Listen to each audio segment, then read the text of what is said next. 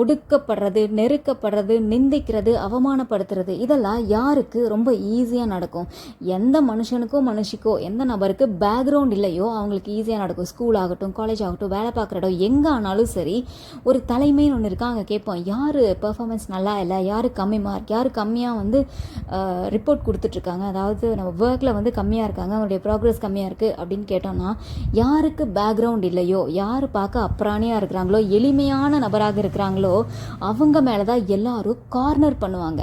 எல்லாருமே கார்னர் பண்ணுவாங்க. இது நிறைய இடத்துல நடக்கும். அவங்க கொஞ்சம் ஸ்லோவாக இருப்பாங்க. ஆனால் அவங்க சொல்கிற மாதிரி படிப்பிலையோ வேலையிலையோ வீக்கான நபர் கிடையாது.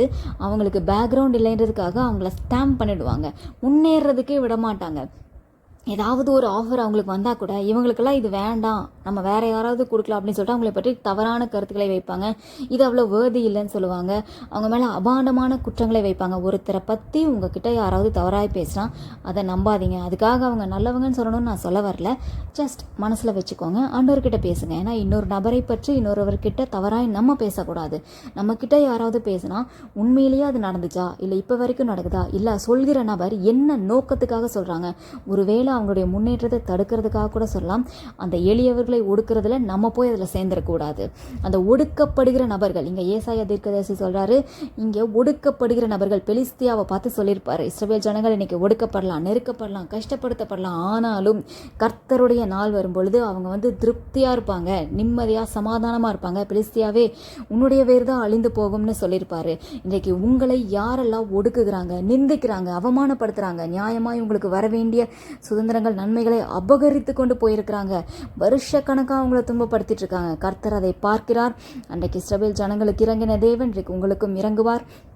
இன்றைக்கு ஒடுக்கப்படுகிற நிற்கதியாக நிற்கிற நீங்கள் தேற்றப்படுவீங்க.